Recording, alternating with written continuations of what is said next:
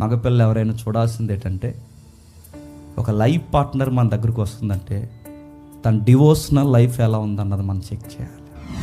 మనం అవి చెక్ చేయమ్మా. ఇన్స్టా చెప్పండి, ఫేస్బుక్, వాట్సాప్ స్టేటస్ ఇవే పెట్టు. ఆటో వేసుకుని పోతారు ఇద్దరు కోర్టుకి.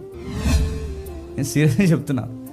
ఇవి చెక్ చేస్తే ఈ మేకప్లు, ఈ సోకులు, ఈ రీల్స్, లైకులు, ఈ అడావులు జీవితం అనుకుంటున్నావా?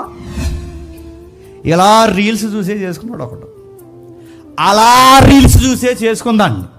ఏం చేసాడు ఈరోజు? గర్భంతో ఉన్న పిల్లను పొడిసేసిపోయాడు ఎదవా. మీరు చూసారు. ఇవన్నీ ఏం జరుగుతాయి చెప్పండి. మీరు పై పై రంగులు చూడకండి. డివోషనల్గా ఎలా ఉన్నారు?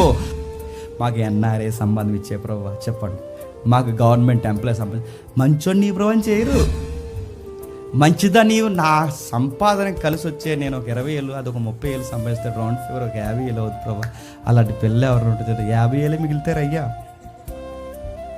నువ్వు దేనికోసం ప్రార్థన చేస్తున్నావు? నీ